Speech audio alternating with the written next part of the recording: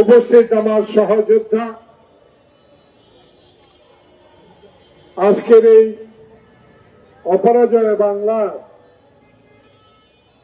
একটি গুরুত্বপূর্ণ বিষয়ে কয়েক মিনিটের মধ্যে আমি আমার কথাগুলো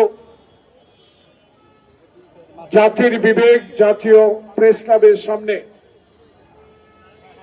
প্রিয় সাংবাদিকের মাধ্যমে জাতির কাছে পৌঁছিয়ে দেওয়ার চেষ্টা করবেন।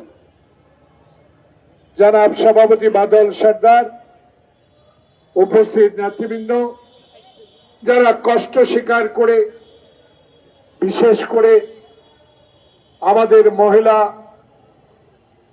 নেত্রীরা এখানে উপস্থিত হয়েছেন, সবাইকে বাদল সরদারের পক্ষ থেকে আন্তরিক অভিনন্দন, শুভেচ্ছা জানাচ্ছি এবং সরকারের দৃষ্টি আকর্ষণ করব, ইতিমধ্যেই সারা বাংলাদেশে আপনাদের 1 বছর অতিক্রান্তর পর বিভিন্ন অভিযোগ, দাবি দাওয়া নিয়ে সড়ক অবরোধ করছেন।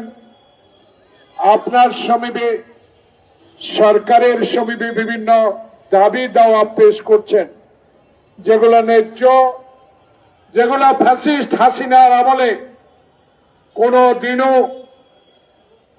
এই দাবিগুলো আদায় করতে পারেন নাই। আজকে তাদের মনের ক্ষোভ, দুঃখ আপনার কাছেই তো বলবে।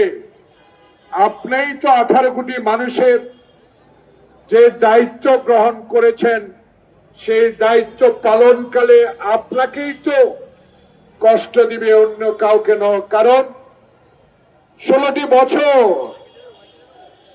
আমরা নির্যাতিত হয়েছি,